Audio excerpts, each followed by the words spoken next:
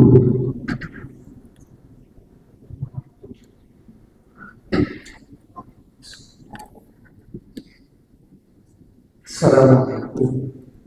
warahmatullahi wabarakatuh. Innal hamdalillah nahmaduhu wa nasta'inuhu wa nastaghfiruh wa na'udzu billahi min shururi anfusina wa min sayyiati a'malina. May yahdihillahu fala mudilla lahu wa may yudlil falan tajida lahu waliyyan mursyida. Asyhadu an la ilaha illallah wahdahu la syarika lahu wa asyhadu anna Muhammadan abduhu wa rasuluhu an-nabiy la nabiyya wa la rasula ba'da. Faqala Allah ta'ala fi kitabihil karim wa huwa asdaqul qa'ilin wa nahnu ala dhalika minasy syahidin. Ba'da a'udzu billahi minasy syaithanir rajim. Ya ayyuhalladzina amanu taqullaha ittaqullaha haqqa tuqatih wa la tamutunna illa wa antum muslimun. Wa qala ya ayyuhalladzina amanu taqullaha ittaqullaha wa qulu qawlan sadida yuslih lakum a'malakum wa yaghfir lakum dhunubakum wa may yuti'illaha wa rasulahu faqad faza fawzan 'azima. Amma ba'du. Fa inna asdaqal hadithi kitabullah wa khairal huda huda Muhammadin sallallahu alaihi wasallam. Wa syarrul umuri muhdatsatuha fa inna kulla muhdatsatin bid'ah wa kulla bid'atin dhalalah wa kulla dhalalatin finnar. Ikhwan fillah rahimakumullah. Alhamdulillah, pertama-tama kita memuji kepada Allah Subhanahu wa taala karena atas limpahan nikmat dan karunia-Nya. Di kesempatan malam yang berbahagia ini Allah izinkan kita untuk bisa sama-sama bertemu bermuajah dalam rangka melaksanakan sebuah kegiatan yang istimewa, kegiatan yang bukan cuma disukai oleh orang-orang soleh dan orang-orang beriman, tapi juga dicintai oleh para nabi. Ini dibuktikan dengan kisah Nabi Musa alaihissalam yang meminta izin kepada Allah ketika beliau tahu ada orang yang lebih berilmu dibandingkan beliau. Malah Allah sendiri mengatakan dalam Al-Quran, wa qur rabbi zidni ilman, dan katakan wahai Muhammad, ya Allah tambahkan kepadaku ilmu.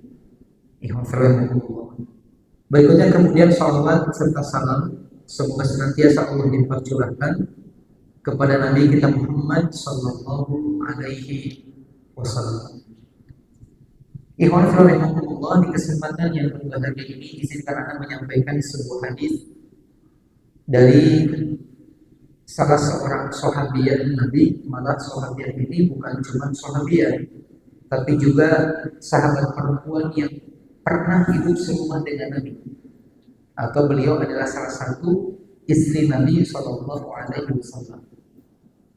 Hadis ini cukup penting untuk kita ketahui karena memiliki banyak pelajaran, banyak faedah yang bisa jadi aturan dalam kehidupan kita. Hadis ini dari seorang sahabiah yang namanya Ummu Salamah, atau nama lengkapnya Hindul binti Abi Umayyah. Hindul binti Abi Umayyah, keyakinan yang kuat sama firman Allah, sama wahyu. Dalam sebuah riwayat dikatakan Abu Salamah ikut perang di perang Badar, perang pertama kali kaum muslimin. Ketika pulang, Abu Salamah dalam keadaan luka. Lalu suatu ketika beliau dikunjungi oleh Nabi. Ketika dikunjungi, Nabi mengajarkan sebuah doa kepada beliau. Kata Nabi, barang siapa di antara orang beriman, orang muslim yang diuji oleh Allah Subhanahu wa taala dengan ujian apapun, kemudian dia mengatakan inna lillahi wa inna ilaihi raji'un, Allahumma ajurni fi musibati wa khuluf li khairan minha, maka dengan doa itu Allah akan ganti musibahnya dengan yang lebih baik. Setelah mendengar doa tersebut, lalu kemudian doa itu diajarkan sama Abu Salamah kepada istrinya Ummu Salamah. Dia mengatakan, Rasul tadi berpesan kepadaku ketika seorang mukmin dapat musibah, dia mengatakan, Allahumma ajurni fi musibati wa khudh li khairan minha. Maka Allah bakal ganti musibah jadi yang lebih baik. Lalu diingat-ingat sama Ummu Salamah. Suatu ketika Allah takdirkan Abu Salamah meninggal dunia, dan itu musibah bagi Ummu Salamah. Ketika dia ingat dengan doa dari sang suami, tiba-tiba dia merenung, dia mengatakan, kalau memang benar demikian, emang ada itu laki-laki yang lebih baik daripada suamiku. Dia ragu untuk mengatakan, Allahumma ajurni fi musibati wa khudh li khairan minha, karena dia merasa gak ada laki-laki yang lebih baik daripada suaminya. Tapi kemudian keimanan yang kuat mendorongnya untuk mengatakannya. Karena ini merupakan bagian dari wahyu, dia katakan kemudian, Allahumma ajurni fi musibati wa khudh li khairan minha. Ya Allah, berikan pahala pada musibah yang menimpaku dan berikan ganti yang lebih baik. Ternyata subhanallah, selesai masa iddah, datang Abu Bakar meminang beliau, ditolak. Datang Umar meminang beliau, juga ditolak. Ketiga, datang Nabi kepada beliau, melamar beliau. Dan tentunya Nabi tidak ada yang mengalahkan kebaikan termasuk suaminya. Bingung gitu, mau nolak gimana, terima gimana. Tapi kemudian dia mengatakan, ya Rasulullah, wahai Rasulullah SAW, saya seorang perempuan yang sudah berusia, sudah tua lah bahasa kita. Saya pun punya anak-anak yang cukup banyak. Boleh katakan punya 4 anak. Dan beliau mengatakan, saya juga seorang perempuan yang pencemburu, kayaknya kurang banyak nih. Ada perasaan yang enggak takut gitu, takut tapi tidak bahagia dengan dirinya.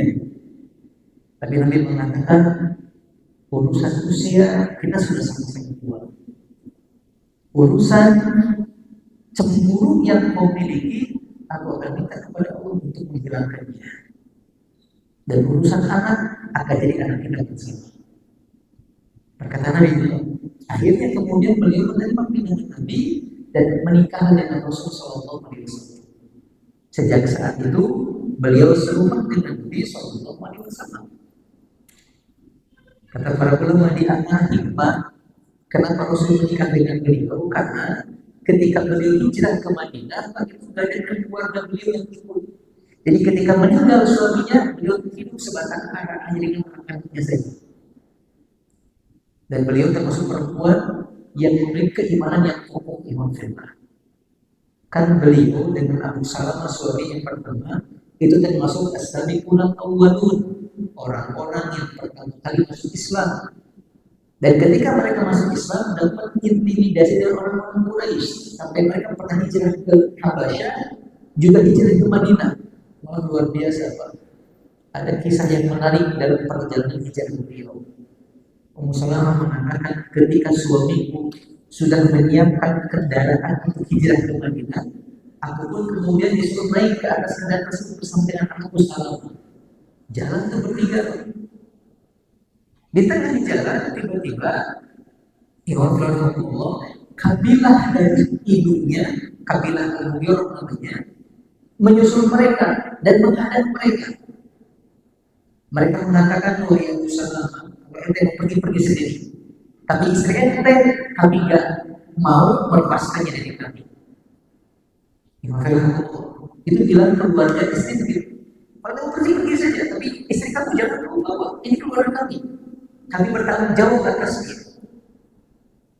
Akhirnya Pak terpisah. Abu Salamah hijrah sendiri. Ada Ummu Salamah dan anaknya dibawa sama keluarga Ummu Salamah kembali ke Madinah. Sakit di Allah. Kata beliau tiba-tiba sampai di kampungnya, datang keluarganya Ummu Salamah. Datang kepada keluarga saya mengatakan, kembalikan atau berikan kepada kami anaknya Abu Salamah. Karena anak Abu Salamah lebih berhak untuk kami urus dibandingkan kalian. Bertengkarlah mereka, sampai pada akhirnya anak direbut Pak, dibawa sama keluarganya Abu Salamah. Berpisah 3 orang itu, satu di Madinah, satu di Mekah tapi bersama keluarganya, satu lagi anaknya juga bersama suami, dan itu bertahan selama setahun kurang lebih. Sampai dikabarkan aku saking rindunya sama suami, kadang aku jalan seorang diri ke ujung kota Mekah, berharap ketemu sama suami atau suami menyusul diriku gitu. Tapi enggak juga tiap hari begitu kata beliau. Sampai tiba-tiba ada seorang dari kabilahku mengatakan kepada pimpinan suku, udahlah tuh, balikin lagi tuh sama ke suaminya, kasihan. Tiap hari keluar jalan balik lagi terus begitu, kalian enggak kasihan sama dia? Tiba-tiba mereka kemudian bersimpati, berempati dan mengizinkan Abu Salamah pergi. Dan kata beliau di waktu bersamaan keluarganya Abu Salamah juga menyerahkan putranya. Akhirnya berangkatlah berdua Abu Salamah sama Salamah ke Madinah, hijrah berdua. Untuk apa? Keimanan. Menurut namanya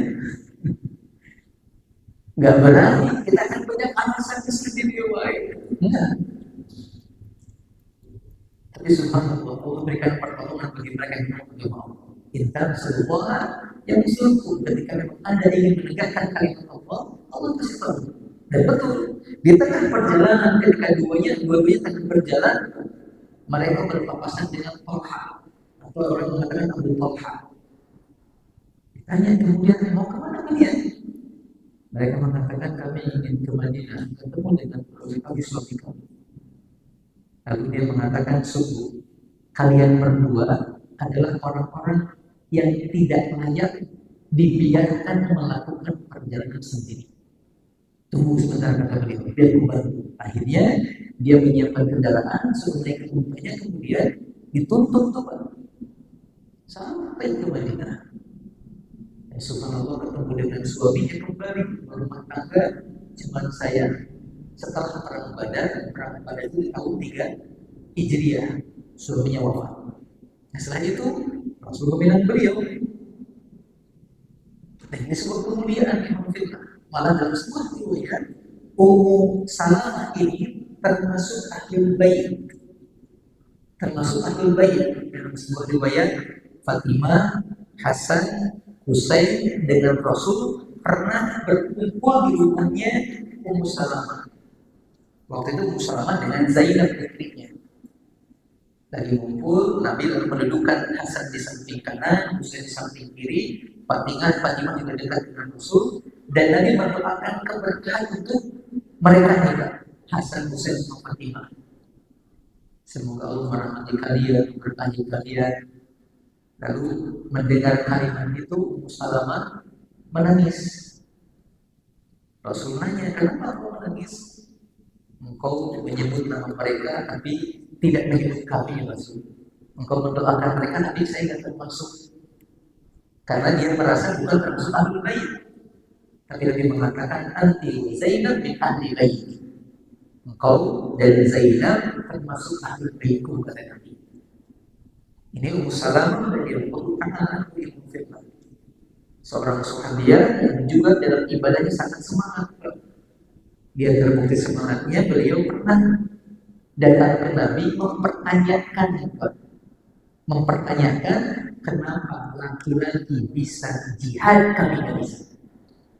Kenapa laki-laki bisa berperang, kami tidak bisa. Kata para ulama, ini menunjukkan semangat ibadah yang kuat. Lalu kemudian turun sebuah ayat dalam Al-Quran yang mengatakan wala tatamannaw ma faddalallahu ba'dukum ala ba'din. Dan janganlah kalian bertangan-tangan untuk sesuatu yang Allah lebihkan kepada orang lain dibandingkan sebagai dari kalian yang lain. Ini Ummu Salamah radhiyallahu ta'ala. Nah, dalam hadis yang ingin saya bacakan, Ikhwan fillah rahimakumullah, dikabarkan bahwasanya Ummu Salamah pernah mengungkapkan sebuah ungkapan, kata beliau, Ikhwan fillah rahimakumullah. Sebentar. Mana hadisnya?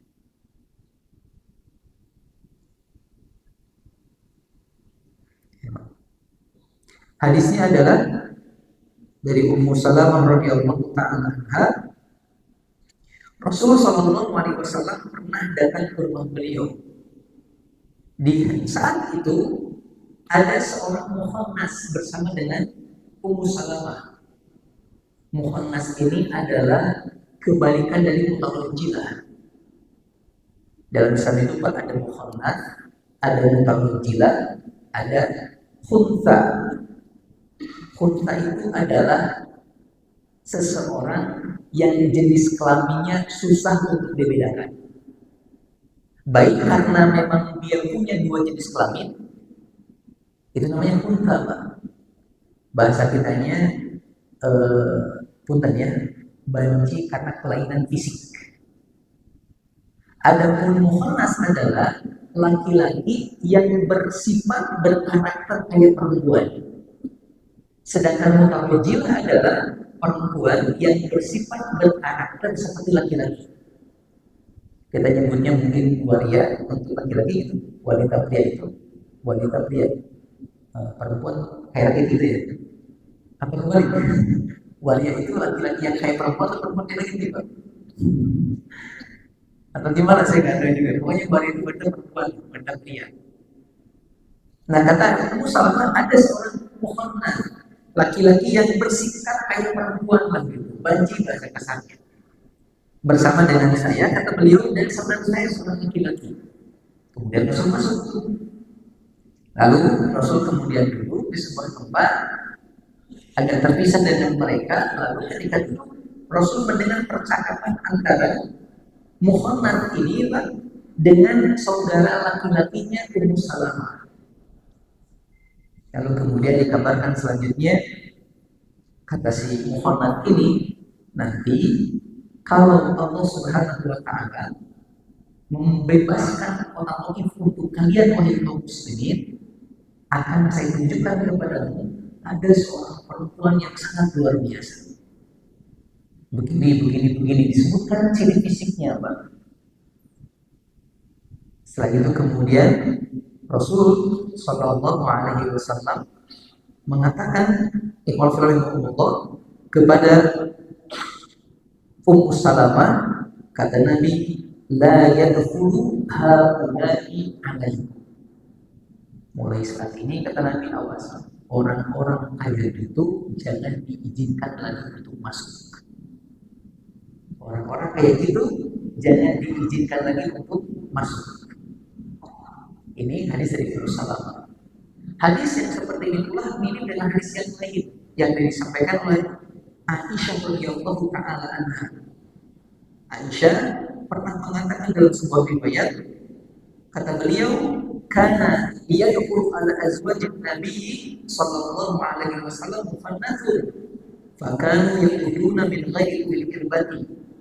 Dulu ada seorang muhannas yang sering masuk ke rumah istri si Nabi, dan istri si Nabi menganggap muhannas ini orang yang tidak punya birahi. Maksudnya udah ada kayak perempuan, mungkin gak ada asal sama perempuan gitu, dianggap hal biasa. Berikutnya kemudian pada Nabi alaihi salatu wassalam, suatu ketika kemudian Nabi masuk ke sebuah satu istrinya, dan ketika itu Nabi mendengar ada seorang muhannas yang sedang menceritakan tentang sosok seorang perempuan. Si fulan begini, dan detail ceritanya, Pak. Ceritanya detail. Kemudian Nabi mengatakan kepada Aisyah radhiyallahu taala anha, kata beliau, la yadkhulanna alaikunna. Mulai saat ini jangan lagi orang-orang kaya seperti itu masuk ke rumah-rumah kalian. Fahajabuhu, kata Aisyah. Akhirnya kami semenjak saat itu melarang dia untuk masuk dan menjadikan antara kami dengan mereka sebagai hijab atau penghalang. Ini hadisnya, Pak. Dan hadisnya sekali lagi kita sampaikan karena banyak pelajaran yang cukup penting untuk kita. Apa pelajarannya yang cukup penting untuk kita? Yang pertama, tentang bahaya muhannas. Tentang bahaya muhannas. Maksudnya hati-hati, walaupun maaf banci ini kayak perempuan, bukan berarti dia boleh bergaul dengan perempuan. Ataupun ada perempuan yang kayak laki-laki, jangan sampai kita pun bergaul bermudah-mudahan dengan mereka. Kenapa? Karena muhannad ini atau mutawajilah ini selama itu bukan bagian dari fitrah mereka, itu hukumnya haram bergaul dengan mereka. Kan ini mohon maaf, kata para ulama, penyebab orang muhannad dengan mutawajilah terbagi dua. Ada yang membawa akhir, dia bahasnya mulai, dia kayak perempuan. Ada yang sengaja sebagai profesi. Ada kan profesi begitu? Kalau dia orang yang memang fitrahnya begitu dan dia sedang berusaha untuk berubah, maka mereka orang-orang yang tidak masuk kategori orang yang ada tempat. Tapi kalau orang-orang ini orang-orang yang normal dan berprofesi seperti mereka, baik untuk dapat pekerjaan ataupun yang lainnya, maka ini adalah orang-orang yang bertempat. Nabi mengatakan, la'anallahu al-mutawajjilat minan nisa. Allah melaknat perempuan-perempuan yang menyerupai laki-laki dan laki-laki yang menyerupai perempuan. Di antara bentuk alasan kenapa dia dalam bergaul dengan mereka, karena bergaul dengan mereka dan melihat sikap mereka itu bisa mengundang syahwat. Bapak pernah lihat Ladyboy Thailand? Ada kan Ladyboy? Itu laki-laki Pak, tapi berpenampilan persis kayak perempuan, sampai banyak laki-laki tergoda. Padahal laki-laki. Dan ini berbahaya. Ini poin yang pertama, Pak. Bahayanya. Faedah yang kedua kata para ulama dari hadis yang kita tadi bacakan adalah berkenaan dengan tugas pokok seorang suami atau kepala rumah tangga. Dalam keluarga, tugas pokok seorang suami ternyata bukan memberikan nafkah yang paling pokok, Pak. Bukan ngasih duit saja, bukan. Tapi yang paling pokok adalah menjaga mereka dari ancaman api neraka. Allah mengatakan, ya ayyuhalladzina amanu qu anfusakum wa ahlikum nar. Wahai orang-orang yang beriman, jaga diri kalian dan jaga keluarga kalian dari ancaman api neraka. Betul memang Alhamdulillah kita pun diminta untuk mencari nafkah, memberikan makan kepada mereka. Namun Alhamdulillah kalau kita berpikir lebih dalam, urusan rezeki Allah sudah tahu. Yakin nggak Pak? Allah sudah tahu. Sedikit atau banyak Allah sudah tentukan. Karena Allah berjanji dalam Al-Quran, wa ma min dabbatin illa Allah rizquha. Tidak ada satu pun binatang melata kecuali Allah yang menanggung rezekinya. Tapi urusan masalah keimanan, Pak, Allah nggak jamin. Kecuali kita yang berupaya bersungguh-sungguh meraih yang mendapatkannya. Allah mengatakan, walladzina jahadu fina lanahdiyannahum subulana. Dan orang-orang yang berupaya keras di dalam ajaran kami, dalam syariat kami kata Allah, maka kami akan berikan petunjuk kepada mereka untuk istiqomah di jalan kami. Jadi bisa ada upaya, bisa ada upaya. Dan biasanya Rasulullah lakukan hal itu. Rasul mengingatkan tentang hal yang buruk kepada para istri-istrinya, dan Rasul juga meminta kepada istrinya untuk meninggalkan hal yang buruk. Apa yang diingatkan berkenaan dengan muhannad. Apa yang diperintahkan jangan sampai mereka masuk ke rumah.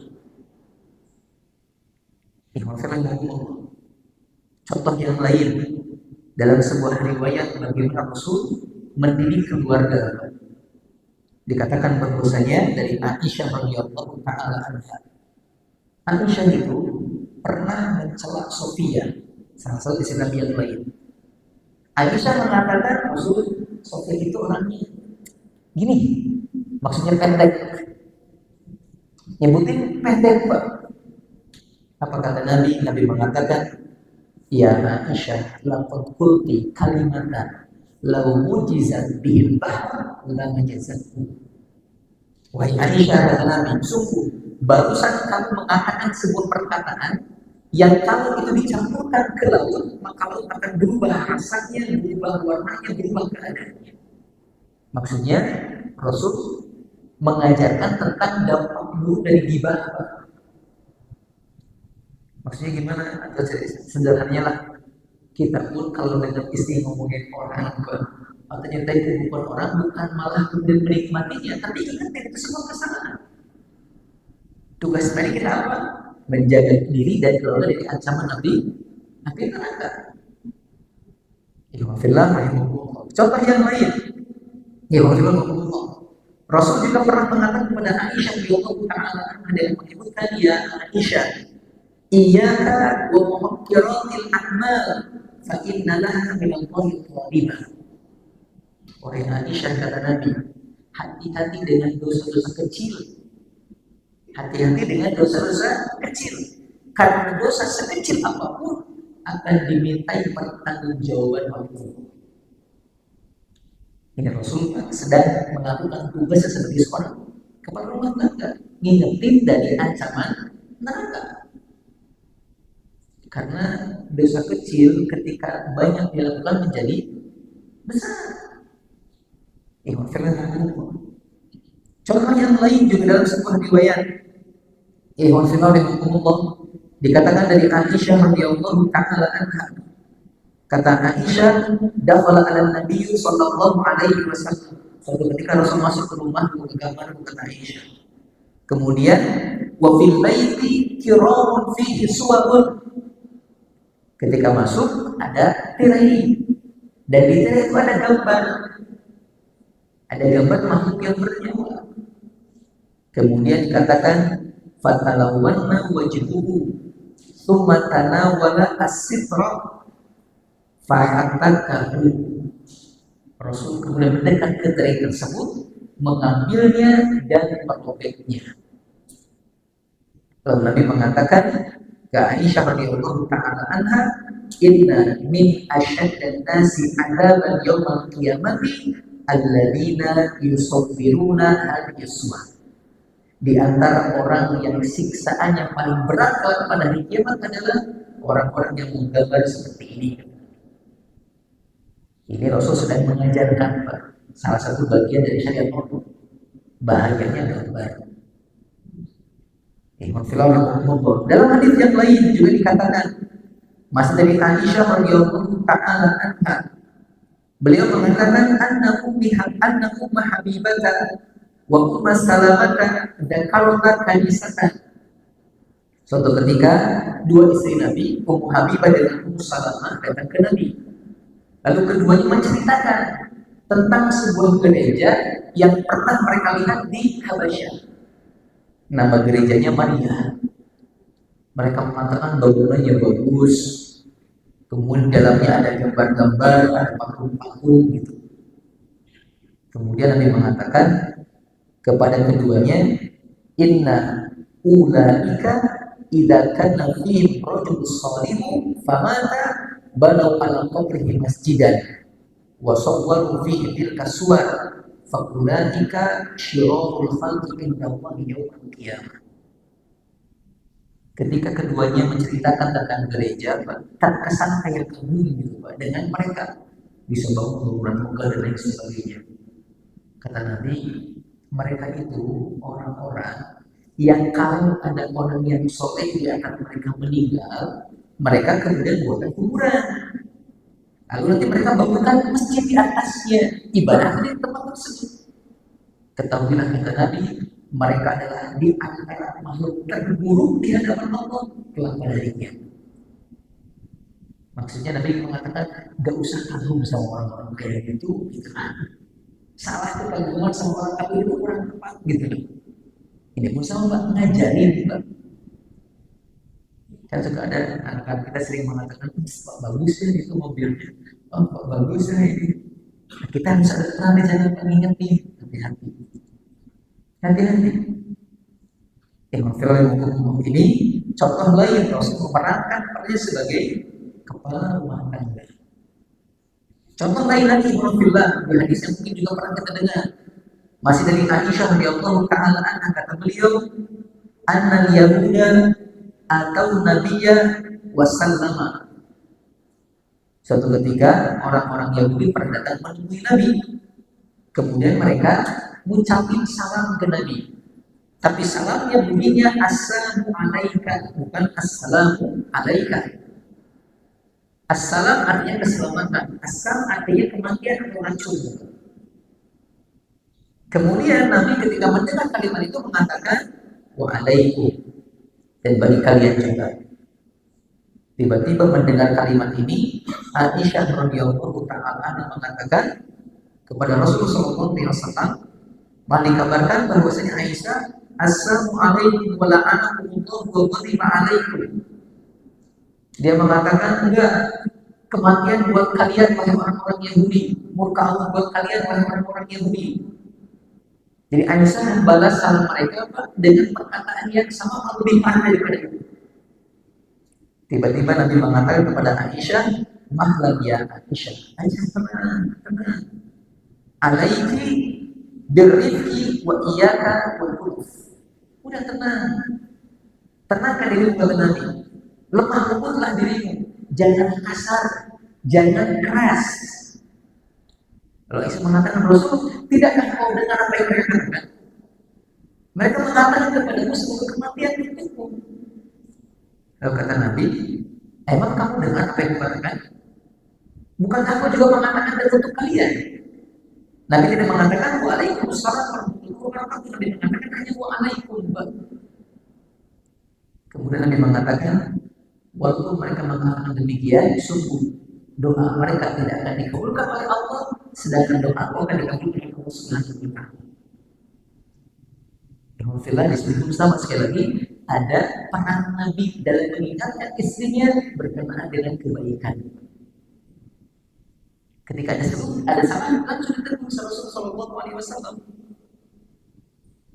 Contoh yang lain, alhamdulillah, masih dari Aisyah radhiyallahu taala anha.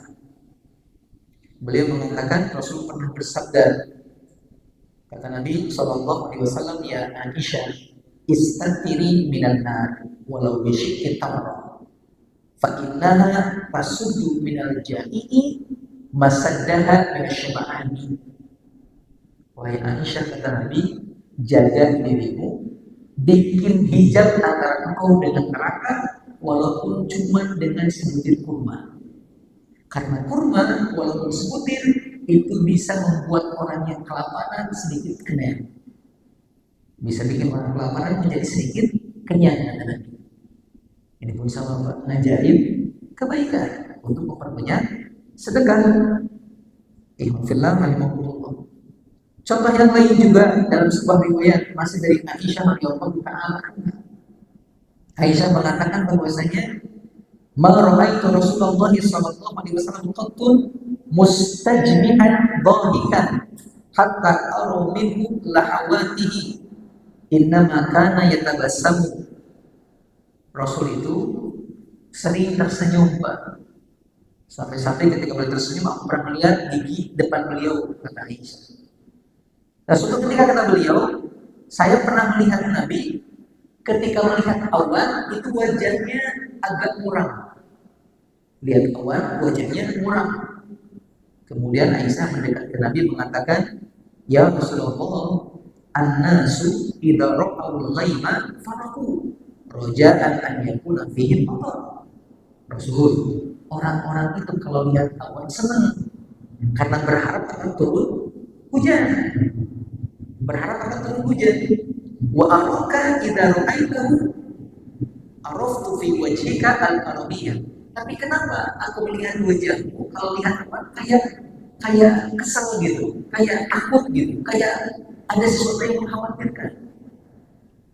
Kemudian Nabi mengatakan, ya Aisyah, ma yu'minuni an yakuna fihi adabun qad udhiba qaumun birrihi wa qad ra'a qaumul adaba faqalu hadza hadithu mutirna.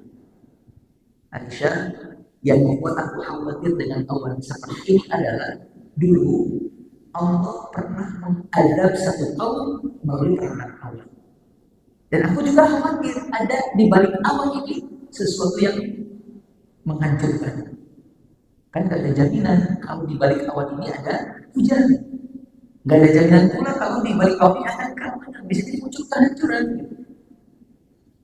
Dalam sebuah ayat dikatakan, hada ahlitu mutir. Dulu ada satu kaum yang mendustakan nabinya. Lalu kemudian mereka meminta nabi mereka untuk mendatangkan azab Allah. Lalu singkat cerita, turunlah awan, kemudian ada awan. Ketika kaum ini melihat awan, mereka mengatakan hada aridul mumtiruna. Ini mah cuma awan doang, paling hujan doang turunnya gitu. Tapi ternyata ketika hujan turun, justru menghancurkan mereka dan mematikan mereka semua. Di Al-Ahqaf ayat ini ceritanya Imam Flawi. Tapi sekali lagi kembali ke bagaimana di sini Nabi menjalankan peran sebagai suami, ingetin tentang hal-hal yang perlu diketahui. Kemudian juga ada hadis yang lain, Pak, dari Abu Umamah bin Sahal. Beliau mengatakan, kunna yaumun atau kunna yauman fil masjid julusan. Kami dulu sering duduk-duduk di masjid. Sampai singkat cerita, suatu ketika kata beliau, pernah datang seorang pengemis kepada Aisyah. Pengemis kepada Aisyah, dia minta sesuatu kepada Aisyah. Nah, dia melihatnya, Pak. Ketika datang pengemis, Aisyah itu kayak ragu, Pak, untuk memberikan sesuatu kepadanya. Karena kalau diberikan, nggak ada buat mereka, buat Aisyah. Akhirnya dia kayak hitung-hitungan gitu, berikan jangan gitu. Melihat sikap Aisyah, Nabi mengatakan kepada Aisyah radhiyallahu ta'ala anha, kata Nabi SAW, ya Aisyah, la tuhsi fayuhsi Allahu azza wa jalla alaik. Wahai Aisyah, kalau mau sedekah jangan hitung-hitungan. Nanti kalau Anda hitung-hitungan, Allah pun bakal hitung-hitungan ketika ngasih rezeki. Jangan hitung-hitungan, nanti Allah bakal hitung-hitungan pula ngasih rezeki. Ini Nabi, lagi-lagi di kisah ini Nabi memerankan perannya sebagai kepala rumah tangga. Contoh yang lain lagi, alhamdulillah, dari salah seorang istri Nabi, yaitu seorang sahabiah namanya Juwairiyah. Dikatakan bahwasanya Juwairiyah ini ketika Nabi bermalam di rumah beliau, kemudian Nabi bangun malam, ketika beliau ingin melaksanakan sholat subuh, Juwairiyah tengah duduk di tempat sholat beliau berzikir kepada Allah. Kemudian Rasul keluar untuk sholat subuh. Setelah beres sholat subuh, beliau biasa untuk zikir sejenak, Pak, sampai terbit fajar. Ketika terbit fajar, baru Rasul kembali ke rumah beliau. Ketika kembali ke rumah Juwairiyah, ternyata Juwairiyah masih dalam keadaan duduk di tempat sholat berzikir kepada Allah. Melihat hal itu, Nabi SAW mengatakan, lam tazali fi musallati hina farduki. Apakah semenjak aku meninggalkanmu tadi malam, tadi subuh, sampai sekarang kamu tetap begini keadaannya, berzikir kepada Allah? Jadi mengatakan, betul, aku berzikir kepada Allah. Nabi mengatakan, laqad qulti ba'daki arba'a kalimatin. Sungguh tadi aku mengatakan 4 zikir, 4 kalimat. Lebih pendek dari zikir, tapi kalau 4 kalimat ini pahalanya, kebaikannya ditimbang dengan zikir yang kau lakukan dari mulai pagi tadi sampai sekarang terbit matahari, kata beliau, pahalanya akan lebih berat yang 4 kalimat ini. Pahalanya akan lebih berat daripada 4 kalimat ini. Lalu Nabi mengatakan kalimat tersebut adalah Subhanallah wa bihamdihi adada khalqihi wa ridha nafsihi wa zinata arshihi wa midada kalimatihi. Subhanallah wa bihamdihi adada khalqihi wa ridha nafsihi wa zinata arshihi wa midada kalimatihi. Kata para ulama, di sini Rasulullah begitu, Pak, memerankan perannya sebagai suami, mengajarkan kepada istri perkara yang lebih baik daripada yang dilakukannya. Nanti nggak melarang istri tersebut untuk bikin kepada Allah, cuma ada yang lebih baik gitu. Yang lebih baik, udah baik, ringan, Pak. Nggak harus sampai pagi kan dimakannya. Subhanallah wa bihamdihi adada khalqihi wa ridha nafsihi wa zinata arsyihi wa midada kalimatihi. Ikhwan fillah rahimakumullah. Berikutnya kemudian hadis yang lain, ikhwan fillah, dari Aisyah radhiyallahu taala anha. Beliau mengatakan, "Kuntu uhibbu an adkhulal bait fa usalli fihi." Saya itu kalau ke Mekah senang banget kalau bisa sholat di dalam Ka'bah, kata beliau. Tapi suatu ketika ke Mekah, Rasul memegang tanganku lalu kemudian membawa aku ke Hijr Ismail. Tahu Pak, Ka'bah itu kan kalau kita melihat ini Ka'bah ada yang kayak apa ya? Apa namanya? Yang cekung Pak, dinding. Itu namanya Hijr Ismail. Ya, Nabi mengatakan kepada Aisyah, kata beliau sallallahu alaihi wasallam, "Idza aradta dukhulil baiti fa innama huwa qit'atun minal bait." Kalau ente pengen masuk di dalam Ka'bah, enggak usah masuk dalam Ka'bah. Di sini saja kata Nabi. Karena ini juga bagian dari Ka'bah. Dulu umatmu kata Nabi, kaummu kata Nabi memotongnya. Atau kata penjelasan para ulama, dulu bentuk Ka'bah itu kayak gini lah kurang lebih, agak memanjang, agak menyudut. Lalu kemudian ketika terjadi bencana, kebanjiran, roboh sebagiannya. Akhirnya mereka patungan untuk bangun kembali, tapi dananya nggak cukup untuk bangun seutuhnya. Akhirnya dibangun sebagiannya, cuma sebagai tanda bagian Ka'bah mereka bikin, ini jadi Ismail namanya. Nah, Nabi mengatakan kalau mau sholat di dalam Ka'bah di sini aja, nggak usah masuk dalam. Di sini pun kata para ulama, Nabi mengajarkan kebaikan kepada istrinya. Terakhir, hadis yang saya temukan tentang bagaimana peran Nabi mengajarkan kebaikan kepada para keluarganya adalah dari Anas bin Malik radhiyallahu taala. Beliau mengatakan, "Dakhalan Nabiyyu al-masjidah fa idza hablul mamdudun baina sariyataini." Rasul pernah masuk ke masjid. Pas masuk masjid, Nabi menemukan ada tali yang terikat antara dua tiang. Ada tiang dengan tiang terikat tali, Pak. Lalu kemudian Nabi mengatakan, "Ma'adal habl." Ini tali apa? Ini tali apa? Kemudian qalu sahabat mengatakan, "Hadza hablun li Zainab fa idza fatarat ta'allaqat." Rasul, tali ini sengaja dibikin sama Zainab. Kalau ibadah beliau sholat, kemudian capek, itu sambil megang itu Pak, biar gak jatuh. Biar tetap berdiri sholatnya, memaksakan diri dalam ibadah. Lalu Nabi mengatakan kepada para sahabat pada waktu itu, "Kullu, lepaskan ikatan ini. Lepaskan tali ini. Liyusalli ahadukum nasyatahu fa idza fatara falyaqut." Hendaklah salah seorang di antara kalian sholat ketika memang semangat tinggi, lakukan sesuai dengan semangatnya. Tapi ketika muncul futur, muncul kurang semangat atau capek, maka sholatlah sambil duduk. Sholatlah sambil duduk, kata Nabi. Di sini juga kata para ulama, Nabi mengingatkan keluarganya untuk dalam masalah ibadah, Pak, perlu memang semangat, tapi jangan sampai kesemangatan sebatas semangat sampai melupakan kewajiban yang lain. Atau dalam bahasa kasarnya, terkadang memang kita perlu ibadah itu maksimal, Pak. Tapi ada kalanya juga kalau maksimal itu akan menguras tenaga kita sampai kita meninggalkan yang lain atau mengabaikan kewajiban yang lain. Ini tidak dibenarkan.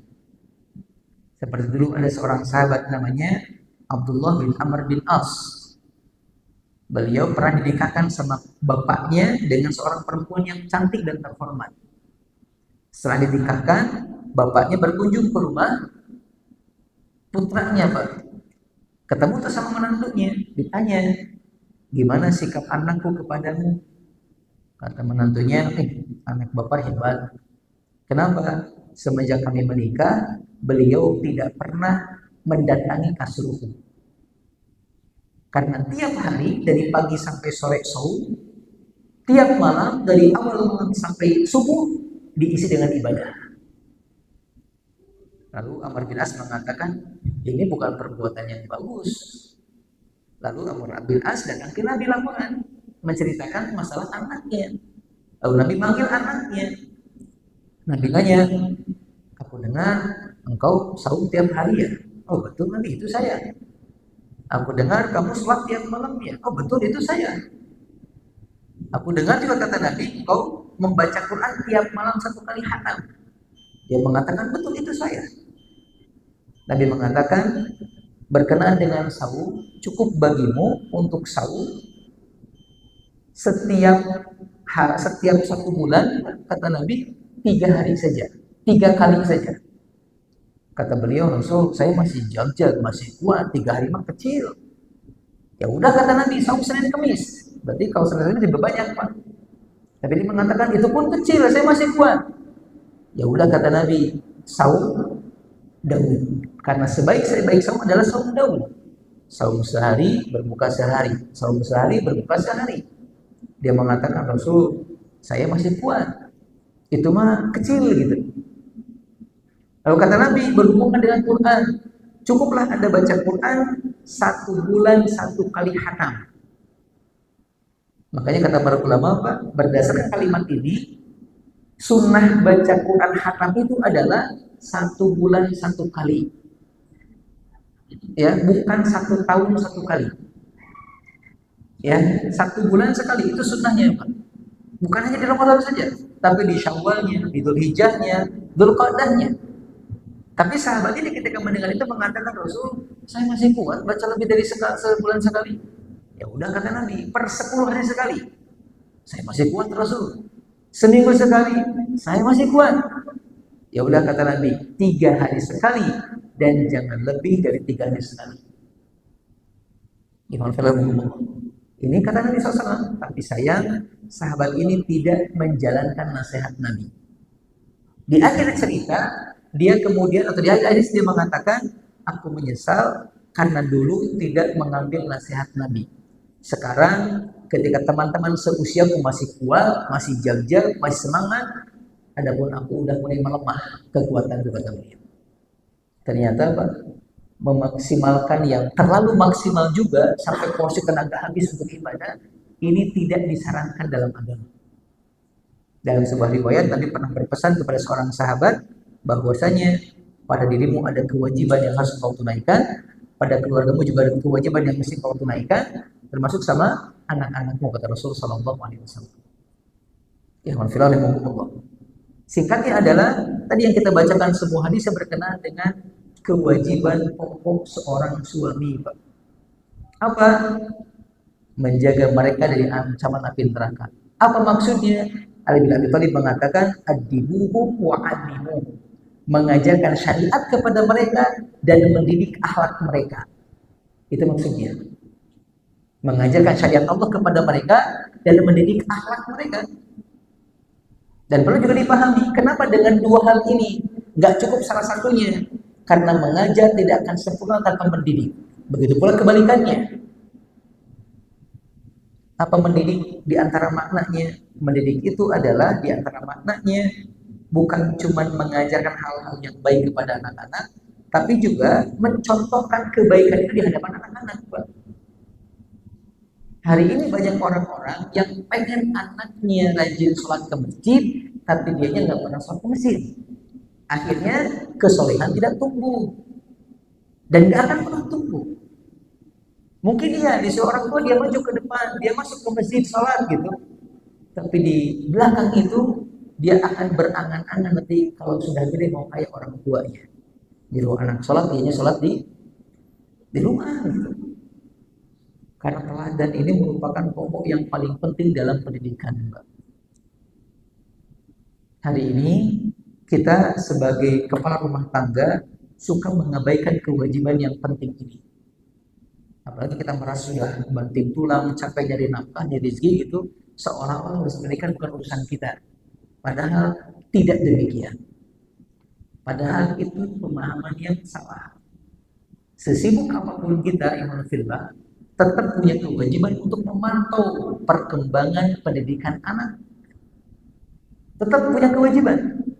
Sesibuk apapun kita, Rasul pun demikian. Sempat datang ke anak-anaknya, ke cucunya mengabarkan masalah, mengajar masalah kebaikan.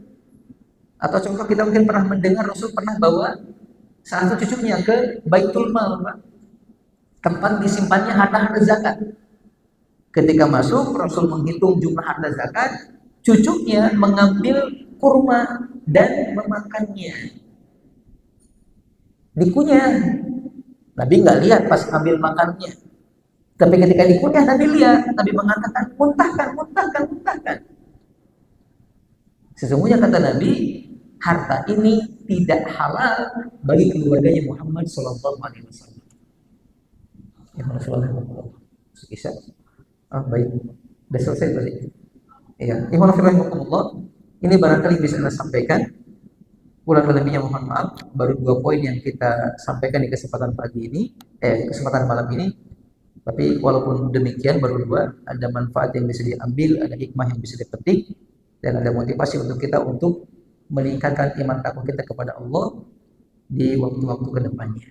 Sekali lagi dipertegas di tempat ini, kalau kewajiban kita sebagai kepala rumah tangga bukan hanya berkutat di masalah keduniaan, ngasih nafkah, membuat menyekolahkan dan lain sebagainya, tapi yang paling penting adalah bagaimana agar anak-anak kita bisa terjaga dari ancaman api neraka.